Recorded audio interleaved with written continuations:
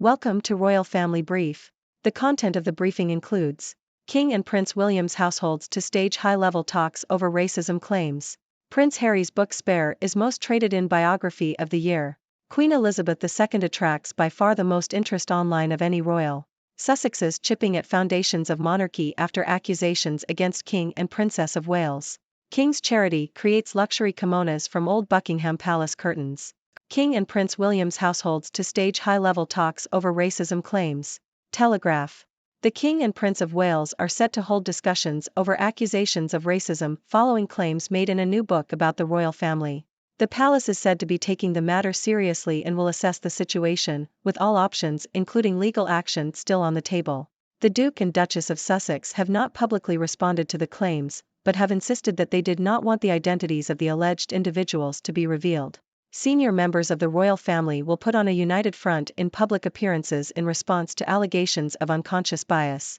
Prince Harry's book Spare is most traded-in biography of the year. Telegraph. Prince Harry's autobiography Spare has become the most traded-in biography of the year, according to book specialist WeBuyBooks. The book, released on January 10, 2023, broke records as the fastest-selling nonfiction book of all time but has now been traded in by 459 customers. WeBuyBooks offers customers £2.40 for second-hand copies, while the book is currently selling for £14 on Amazon and £19.99 at Waterstones. Despite the trading in, the book sold over 1.4 million copies in the US, Canada, and Britain on its first day of release. Queen Elizabeth II attracts by far the most interest online of any royal. Telegraph. According to a study by GetInsta, Queen Elizabeth II continues to attract the most interest online compared to other members of the royal family. Despite her passing in September 2022, she receives almost 8 million web searches and 1.7 million social media hashtags per month. Prince Harry is the second most discussed member, followed by Meghan, the Princess of Wales, and King Charles III. Queen Elizabeth II also garnered 26.1 billion views on TikTok, far surpassing Prince Harry's 14.1 billion views. Princess Diana remains a subject of fascination online, with 1.7 million searches on Google each month and 17.8 billion views on TikTok. Sussexes chipping at foundations of monarchy after accusations against King and Princess of Wales. Telegraph. Former head of Royal Protection Di Davies has claimed that the Duke and Duchess of Sussex are damaging the monarchy by their role in accusations of racism against the King and the Princess of Wales. Davies argued that the false narrative being created about alleged comments made by the King and the Princess of Wales could prove damaging to the institution. He added that unless there is respect for the King and what he stands for, everything else around him crumbles away. There is growing pressure on the Sussexes to distance themselves publicly from the book Endgame by Omid Scobie. King's Charity creates luxury kimonos from old Buckingham Palace curtains. Telegraph. Old curtains from Buckingham Palace and Windsor Castle have been transformed into luxury kimonos, which will be auctioned off for charity. The Delft blue floral, vintage rose and teal, and rich damask burnt orange drapery has been upcycled by students from Charles King's Foundation as part of a training program. The material, which dates back to the 1950s, had been lying unused in storage. Boris Johnson says questioning a baby's skin color is just human nature. The Independent. Boris Johnson has described the racism row surrounding the royal family as normal and not remotely racist in an op-ed for the Daily Mail. The controversy was reignited following the publication of Omid Scobie's book, which allegedly identified King Charles and the Princess of Wales as the senior royals who raised concerns about the skin color of Prince Harry and Meghan Markle's son. Johnson argued that it is natural for families to wonder what a new baby will look like and criticized wokery and cancel culture as being at the heart of the controversy.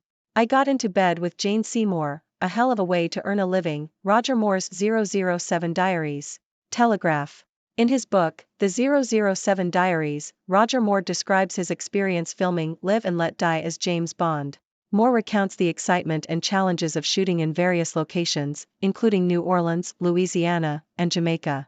He also discusses the pressure of taking on the role of Bond after Sean Connery and his interactions with the Bond crew and cast, including director Guy Hamilton. Moore also reflects on the more dangerous moments of filming, such as a high-speed boat chase and a car crash scene.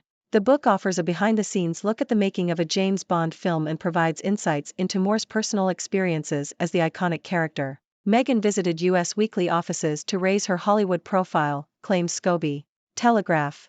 Meghan Markle visited the offices of US Weekly, a US magazine, in an attempt to raise her profile as an actress. The visit took place a year before her relationship with Prince Harry became public. At the time, Markle was starring in the legal drama Suits but was not considered a major celebrity. The visit is seen as an early publicity drive on her behalf. Omid Scobie, a journalist who worked for US Weekly at the time, suggests that the visit may have led to Markle later trusting him as a journalist. This early connection allowed Scobie to report on Markle's relationship with Prince Harry and eventual marriage. Scobie believes that Markle chose him as a reporter who could be sympathetic to her situation as a mixed-race individual marrying into the British monarchy. Hellraiser Shane MacGowan's last secret revealed, he loved doing the Telegraph crossword. Telegraph. Shane MacGowan, the late singer of the Pogues, was an avid fan of the Telegraph crossword, according to his widow, Victoria Mary Clark. She also revealed that MacGowan, who died on Thursday at the age of 65, wept at the deaths of Prince Philip, the Queen and Diana, Princess of Wales. Clark told BBC Radio 4's Today programme that the singer was an ardent Republican with a huge love of England and also of Ireland. She added that MacGowan had a huge, weird contradiction. Clark said that, despite their tumultuous relationship, she and MacGowan still loved each other. Sussexes remained silent as royal racists named in Omid Scobie's book. The Independent. The Duke and Duchess of Sussex, Prince Harry and Meghan, have yet to respond to the accusations made in the Dutch translation of Omid Scobie's book Endgame, which identified King Charles and the Princess of Wales as the royal family members who raised concerns about the skin color of their son, Archie. A source close to the royal family has called on the Sussexes to speak out and defend their relatives, stating that their silence is deafening. However, TV host Piers Morgan has defended his decision to identify the two members of the royal family, stating that it is blindingly obvious they are not guilty of racism. The Dutch version of the book has been pulled from shelves, with the publisher dismissing the edition containing the names as a translation error. Omid Scobie has refused to apologize, stating that he still wants to know what happened. Former UK Prime Minister Boris Johnson has called the racism row surrounding the royal family normal and not remotely racist, criticizing wokery and cancel culture as being at the heart of the issue. Dear viewers, I'm your friendly neighborhood Dr. Six, here to bring you the latest news from the 6 Degrees world. Today, we have a mix of royal controversies, book revelations, and surprising hobbies. So, grab your cup of tea and let's dive in. First up, we have the King and Prince William's households set to hold high-level talks over racism claims. It seems like the royal family is facing some serious accusations, and all options, including legal action, are on the table. It's like a royal version of The Crown playing out in real life. Will we see some dramatic confrontations or will the issue be resolved behind closed doors? Time will tell. Speaking of books, Prince Harry's autobiography Spare has become the most traded-in biography of the year. It seems like some people might have had enough of his story and are ready to pass it on. But hey, it did break records as the fastest-selling nonfiction book of all time, so it's still quite the success. I guess Harry's story is like Marmite, you either love it or trade it in. Now, let's talk about Queen Elizabeth II, the everlasting queen of the internet. Despite her passing, she continues to attract the most interest online compared to other members of the royal family.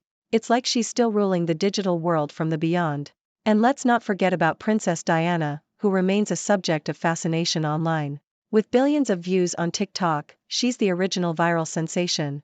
Moving on to some controversy, former head of Royal Protection Di Davies claims that the Sussexes are damaging the monarchy with their accusations of racism. It seems like they're chipping away at the foundations of the institution. And we all know that when the foundation crumbles, the whole thing comes tumbling down. Will the Sussexes distance themselves from the book that started it all? Only time will tell, but it's definitely a royal mess. In more uplifting news, the King's Charity has transformed old curtains from Buckingham Palace and Windsor Castle into luxury kimonos.